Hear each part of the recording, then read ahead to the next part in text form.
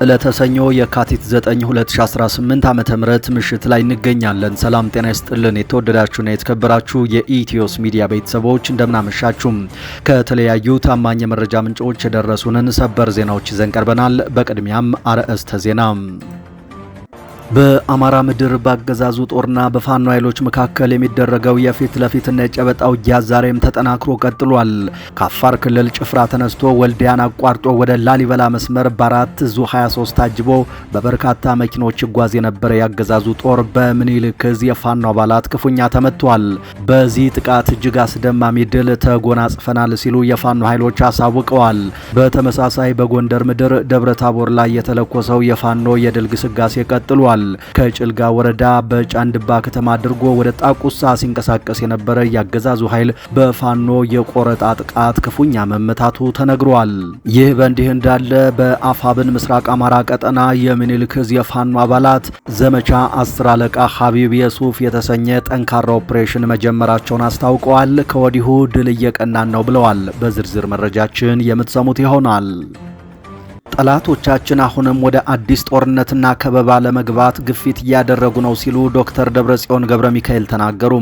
የህወሓት ሊቀመንበር ዶክተር ደብረጽዮን ገብረ ሚካኤል 51ኛውን የካቲት 11 በዓል አስመልክተው በዋሽንግተን ዲሲ ለሚገኙ የትግራይ ተወላጆች ባስተላለፉት ወሳኝና አነጋጋሪ መልእክት የትግራይ ህዝብ በአሁኑ ወቅት እጅግ አደገኛና ውስብስብ በሆነ የህልውና ፈተና ውስጥ እንደሚገኝ ተናግረዋል። ደብረጽዮን የፕሪቶሪያው የሰላም ስምምነት በተግባር ተጥሷል ያሉ ሲሆን ጠንካራ መልእክትም አስተላልፈዋል። በዝርዝር እናሰማችኋለን። በኦሮሚያ ክልል ያገዛዙ መከላከያ መውጣቱን ተከትሎ በተቀሰቀሰ ውጊያ በርካታ ሚሊሻዎች መገደላቸው ተነገረ። በኦሮሚያ ክልል አርሲ ዞን ዝዋይ ዱግዳ ወረዳ በዛሬው ዕለት በተከፈተ ከባድ ውጊያ በኦሮሚያ ሚሊሻና በኦሮሞ ነጻነት ሰራዊት ሸኔ ታጣቂዎች መካከል በተደረገው ደም አፋሳሽ ግጭት ቢያንስ 18 ሚሊሻዎች መገደላቸው ተነግሯል። ይህ በእንዲህ እንዳለ ከሞጆ እስከ ሐዋሳ የሚዘልቀው የፈጣን መንገድ በሸኔ ቁጥጥር ስር መግባቱም ተነግሯል። በዝርዝር እናሰማችኋለን። ዓለምን እያነጋገረ ያለው የኤምሬትስና ኢትዮጵያ ሚስጥራዊ ፕሮጀክት አዲስ መልክ እየያዘ መምጣቱ ተነገረ። በአሜሪካ ሕግ አውጪዎች ከባድ እንቅስቃሴም ተጀምሯል። ይህንን ተከትሎ በዋሽንግተንና አቡዳቢ መካከል ዲፕሎማሲያዊ ውጥረት ተከፍቷል። በዝርዝር መረጃችን ትሰሙታላችሁ። የተወደዳችሁ የኢትዮስ ሚዲያ ቤተሰቦች ቆይታችሁን ከኛ ጋር ካደረጋችሁ እነዚህን ያስተዋወቅናችሁን አርዕስተ ጉዳዮችና ሌሎችንም መረጃዎች በዝርዝርና በትንታኔ ልናስደምጣችሁ አዘጋጅተን ቀርበናል። በየቀኑ የምንለቃቸው ትኩስ መረጃዎች በፍጥነት እንዲደርሷችሁ ቻናሉን ሰብስክራይብ፣ ቪዲዮውን ላይክ እና ሼር ማድረጋችሁን ቀጥሉ። በቀጥታ ወደ ዝርዝር መረጃው። በአማራ ምድር ባገዛዙ ጦርና በፋኖ ኃይሎች መካከል የሚደረገው የፊት ለፊትና የጨበጣ ውጊያ ዛሬም ተጠናክሮ ቀጥሏል። ከአፋር ክልል ጭፍራ ተነስቶ ወልዲያን በማቋረጥ ወደ ላሊበላ መስመር በ4 ዙ 23 ታጅቦ በበርካታ መኪኖች ይጓዝ የነበረ ያገዛዙ ጦር በምኒልክ ዕዝ የፋኖ አባላት ሳንቃ ላይ ተመቷል። በዚህ ጥቃት በሁለት ተሽከርካሪ ላይ የነበረ ያገዛዙ ሰራዊት ሙሉ በሙሉ መደምሰሱ ተነግሯል። በሌሎች አካባቢዎችም የተጠናከሩ ውጊያዎች በመደረግ ላይ ናቸው። ናት በለሳ፣ ደራ፣ እስቴ፣ ስማዳን ጨምሮ በበርካታ ወረዳዎች በፈቃደኝነት እጅ የሰጠው ያገዛዙ ሰራዊት በምህረት አዋጁ መሰረት እየተስተናገደ ይገኛል ሲል አፋብን አስታውቋል። በሌሎች የክልሉ ወረዳዎች የተሰማራ ኃይልም የምህረት አዋጁን ተከትሎ በገፍ እየመጣ መሆኑ ነው የተነገረው። በአማራ ምድር ያልጠበቀው ከባድ ኪሳራ የደረሰበት አገዛዙ ከፍተኛ ጭንቀት ውስጥ ይገኛል። አገዛዙ የጦርነቱን ትርክት ለመለወጥ የተንደፋደፈበት የፕሮፓጋንዳ ስራም እንደ ጉም ተኗል ነው የተባለው። በተመሳሳይ በጎንደር ምድር ደብረ ታቦር ላይ የተለኮሰው የፋኖ የድል ግስጋሴ ቀጥሏል። ከጭልጋ ወረዳ በጫንድባ ከተማ አድርጎ ወደ ጣቁሳ ደልጊ አቅጣጫ ጉዞ የጀመረ ኃይል በፋኖ ቆረጣ ክፉኛ ተመቷል። በአፋብን ጎንደር ጠቅላይ ግዛት የፋኖ ሰራዊት መንገድ ላይ ተቆርጦ የተከበበው ያገዛዙ ኃይል በከፍተኛ ሁኔታ የተመታ ሲሆን ከድምሰሳ የተረፈው መበታተኑ ታውቋል። በጭልጋና ጣቁሳ ወረዳ ከቀኑ 9 ሰዓት ገደማ በጀመረውና እስከ እስከ ምሽት 2 ሰዓት በዘለቀው እልህ አስጨራሽ ትንቅንቅ ከፍተኛ ተጋድሎ እየተደረገ ሲሆን አገዛዙ ጭኖት ይንቀሳቀስ የነበረ አብዛኛው ጓዝ ከነሰራዊቱ መንገድ ላይ ረግፎ ቀርቷል ነው የተባለው። የአገዛዙን ሻለቃ አመራር ጨምሮ 100 አለቃና መስመራዊ መኮንኖች በዚህ ከባድ የፋኖ ጥቃት ተደምስሰዋል። በጥቃቱ አብዛኛው ያገዛዙ ቁሳቁስ ጋይቷል። በሰው ኃይል ደረጃም በቁጥር ከ150 በላይ ሙትና ቁስለኛ አስተናግዷል። በፋኖ በኩልም 2 ጓዶች በክብር መስዋዕታቸው ተነግሯል። በአሁኑ ሰዓት ያገዛዙ ኃይል ቁስለኞቹን ከወረዳ ወረዳ አንቀሳቅሶ ማሳከም እንዳይችል መንገዱ ሁሉ በቆረጣ የተዘጋ ሲሆን የሄሊኮፕተር አማራጭን እንደ የመጨረሻ ዕድል እየተጠቀመ ይገኛል ሲል የአፋብን የህዝብ ግንኙነት መምሪያ አስታውቋል። በሌላ በኩል አገዛዙ አስገዳጅ አፈሳ የጀመረ ሲሆን ህዝቡን ከባድ ቀውስ ውስጥ እየከተተው እንደሚገኝ ተነግሯል። የብልጽግና ጦር በሚሊሻ ጠቋሚነትና መንገድ መሪነት ገበሬውን በሌሊት በማፈን ወደ ጦርነት እያስገባው እንደሚገኝ ነው የተነገረው። ለአብነትም በደቡብ ወሎ ዞን ኩታበር ወረዳ አገዛዙ አቅመ ደካሞችን ሳይቀር በሌሊት በማፈን ወደ ጦርነት እያስገባቸው እንደሚገኝ ነው የተነገረው። በዚህ ከፍላጎት ውጭ በሚካሄድ አፈሳ የተማረረው ኗሪ አዳሩን በጫካ ለማሳለፍ ተገዷል። በዚህ ሰዓት በቤት ውስጥ የሚያድሩት ሴቶችና ህጻናት ብቻ መሆናቸውም ነው የተነገረው። እስካሁን በሌሊት እየታፈሱ ወደ ጦርነት የተወሰዱትም በርካቶች መሆናቸው ነው የተነገረው። ይህ በእንዲህ እንዳለ ተጠናክሮ በቀጠለው አውደውያ ላስታ ጀነራል አሳምነው ጽጌ ኮር በአገዛዙ ጦር ላይ ድል መቀዳጀቱን አስታውቋል። የአማራ ፋኖ ብሔራዊ ንቅናቄ አፋብን ምስራቅ አማራ ቀጠና ምኒልክ ዕዝ አካል የሆነው ላስታ ጀነራል አሳምነው ጽጌ ኮር ከሁሉም ክፍለ ጦሮች የተውጣጡና የኮሩን ነብሮ ኮማንዶ ዋግሹም ብርጌድን ጨምሮ በተሳተፉበት አውደውያም በአገዛዙ ጦር ላይ ታላቅ ድል መቀዳጀታቸውን አሳውቀዋል። በአርበኛ 10 አለቃ ሀቢብ የሱፍ የተሰየመው ዘመቻ የካቲት 9 2018 ዓ.ም ከንጋቱ 10 ሰዓት ጀምሮ በቡግና ወረዳ አይና ከተማ ዙሪያ በተደረገ ከባድ ትንቅንቅ የአገዛዙን ኃይል 4 ምሽግ በመስበር 82 በመደምሰስ 25 ክላሽ 1520 የክላሽ ተተኳሽ 32 የእጅ ቦምብ 26 የወገብና የደረት ትጥቅ በመማረክና አይቀጡ ቅጣት በመቅጣት በድል ተጀምሯል። ጠላቶቻችን አሁንም ወደ አዲስ ጦርነትና ከበባ ለመግባት ግፊት እያደረጉ ነው ሲሉ ዶክተር ደብረጽዮን ገብረ ሚካኤል ተናገሩ። የህወሓት ሊቀመንበር ዶክተር ደብረጽዮን ገብረ ሚካኤል 51ኛውን የካቲት 11 በዓል አስመልክተው በዋሽንግተን ዲሲ ለሚገኙ የትግራይ ተወላጆች ባስተላለፉት ወሳኝና አነጋጋሪ መልእክት የትግራይ ህዝብ በአሁኑ ወቅት እጅግ አደገኛና ውስብስብ በሆነ የህልውና ፈተና ውስጥ እንደሚገኝ ተናግረዋል። በንግግራቸውም የፕሪቶሪያው የሰላም ስምምነት በተግባር ተጥሷል።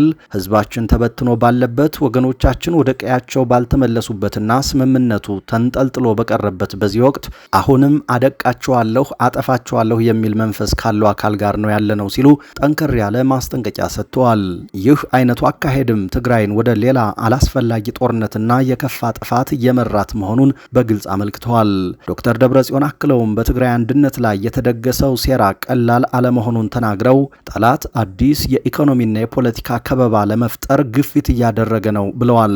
በተለይ በውስጥና በውጭ የሚገኙ አካላት የኋላ ቀርነትና የአካባቢያዊነት ስሜቶችን በመቀስቀስ ትግራይን ለመበተን እኩይ ተግባር እየፈጸሙ መሆኑን አጋልጠዋል። በዲፕሎማሲው ረገድም የሚደረጉ የውጭ ጫናዎችና ሴራዎች ተጠናክረው መቀጠላቸውን አስረድተዋል። ትግራይ የገጠማትን ይህንን የማይታለፍ የሚመስል ፈተና ለመሻገር ብቸኛውና አማራጭ የሌለው መንገድ አንድነት ብቻ መሆኑን ዶክተር ደብረጽዮን አጽንኦት ሰጥተዋል። ሁሉም የትግራይ ተወላጅ አቅሙን አስተባብሮ በመነሳት ቀደም ሲል በትጥቅ ትግሉ ወቅት የታየውን ጥንካሬና በጦርነቱ ወቅት የተመዘገበውን ድል በመድገም የትግራይን ሉዓላዊነት ለማረጋገጥ ዝግጁ እንዲሆን ጥሪ አቅርበዋል።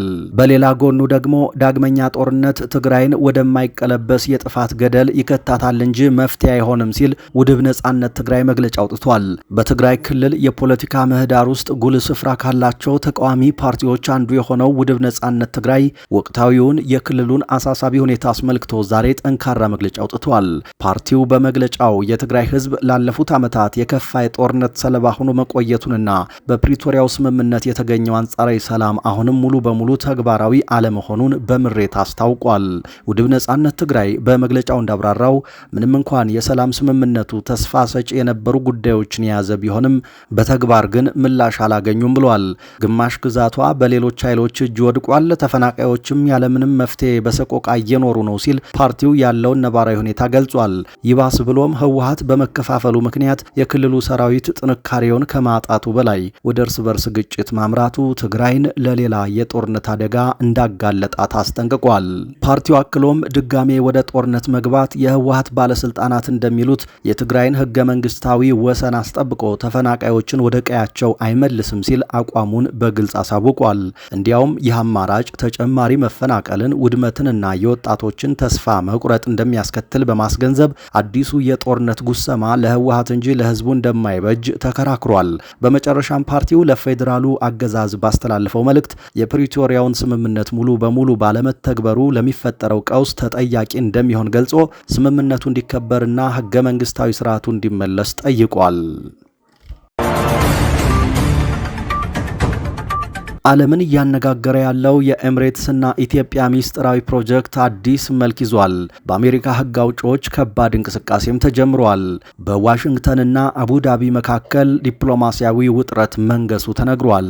በቅርቡ ዓለም አቀፉ የዜና ወኪል ሮይተርስ ይፋ ያደረገውና የብዙዎችን ቀልብ የሳበው በተባበሩት አረብ ኤምሬትስና በኢትዮጵያ መንግስት መካከል ያለው ጥብቅ ቁርኝት ውጤት የሆነው በቤንሻንጉል ጉሙዝ ክልል የተገነባው ግዙፍ ወታደራዊ ካምፕ ጉዳይ ዓለም አቀፍ ፖለቲካ ትኩሳትን ቀስቅሷል።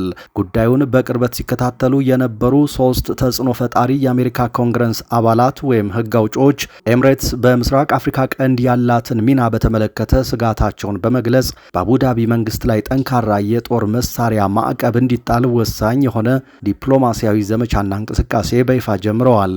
ይህ አዲስ ክስተት በኢትዮጵያና በኤምሬትስ ግንኙነት እንዲሁም በአሜሪካ የአፍሪካ ቀንድ ፖሊሲ ላይ ምን አይነት ተጽዕኖ ይኖረዋል የሚለው ጉዳይ የአሁኑ ሰዓት ትኩስ መነጋገሪያ አጀንዳ ሆኗል። ነገሩ ወደ ውስብስብ ዲፕሎማሲያዊ ፍጥጫ እያመራ መሆኑም እየተነገረ ነው። ዝርዝር ጉዳዮችን እየተከታተልን የምናቀርብላችሁ ይሆናል።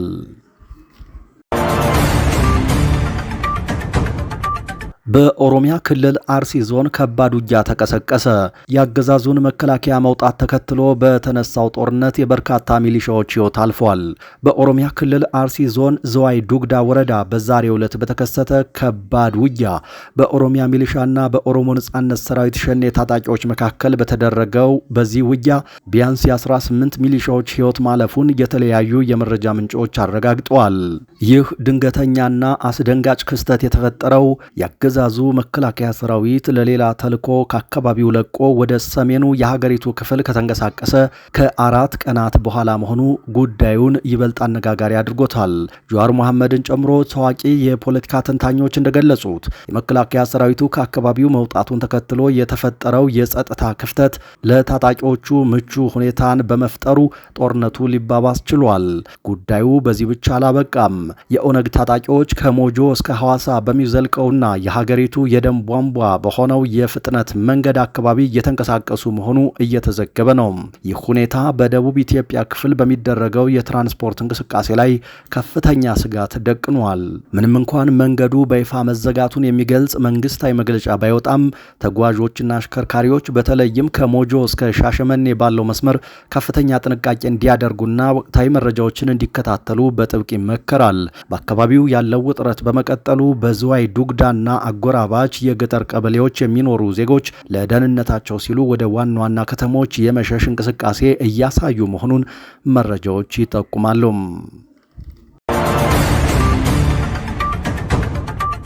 የቱርክ ፕሬዝደንት ረሲብ ጣይብ ኤርዶሃን ወደ ተባበሩት አረብ ኤምሬትስና ወደ ኢትዮጵያ የሥራ ጉብኝት ለማድረግ ፕሮግራም ወጥቶላቸው ነበር። ነገር ግን የተባበሩት አረብ ኤምሬትስ ጉዟቸው ባልተጠበቀ ሁኔታ መሰረዙ ተነግሯል። መጀመሪያ ላይ የፕሬዝደንት ኤርዶሃን ኤክስ ገጽ ላይ ወደ አቡዳቢ ሊያደርጉት የነበረው ጉዞ የተሰረዘው የዩኤኢ ፕሬዝደንት ሼክ መሐመድ ቢን ዛይድ አልናህያን በገጠማቸው የጤና እክል ምክንያት እንደሆነ የሚገልጽ ነበር። ለጤናቸው መልካም ምኞት ተመኝተውም ነበር። በኋላ ግን ይህ ልጥፍ በፍጥነት ከገጻቸው ላይ ወርዷል። ይህ ፖስት ከመጥፋቱ በፊት ግን በርካታ ዓለም አቀፍ ሚዲያዎች ተቀባብለውታል። ላብነት ቲአርቲ ጉብኝቱ የተሰረዘው በጤና እክል መሆኑን ቢገልጽም ቆይቶ አጥፍቶታል። ዩኤኢም የስልክ ንግግሩን አረጋግጣ ስለ ፕሬዝደንቱ ጤና ምንም ያለችው ነገር የለም። ይፋዊ የዜና ማሰራጫዋ ስለ ጤና እክል ይሆን ስለ ጉብኝት መራዘም ያለው ነገር የለም። ጉብኝቱ ለሌላ ጊዜ መዘዋወሩ የተገለጸ ሲሆን ይህም ሁለቱ መሪዎች መሪዎች በስልክ ተደዋውለው ስምምነት ላይ የደረሱበት ነው ተብሏል።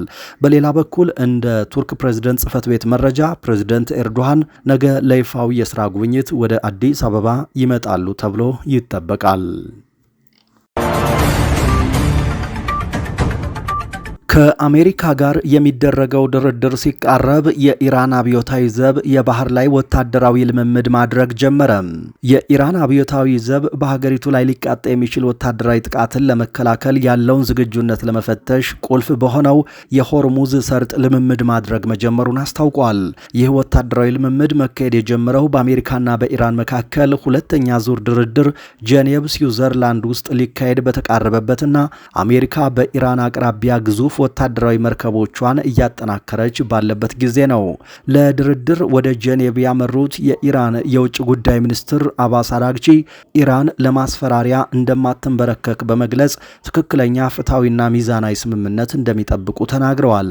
የእስራኤሉ ጠቅላይ ሚኒስትር ቤንያሚን ኔታንያሁ ኢራን እስካሁን ያዳበረችውን ለኒውክሌር ጦር መሳሪያ ሊውሉ የሚችሉ የዩራኒየም ውጤቶችን እና የማብለያ ማዕከላቷን በሙሉ ማስወገድ እንዳለባት አስጠንቅቀዋል። የተወደዳችሁ የቻናላችን ቤተሰቦች ለዚህ ሰዓት ያዝናቸው አዳዲስ ሰበር መረጃዎች እነዚህ ነበሩም። ከቆይታ በኋላ በሌሎች መረጃዎች ድጋሜ እንገናኛለን። እስከዛው በያላችሁበት ሰላም ጊዜ ተመኘን።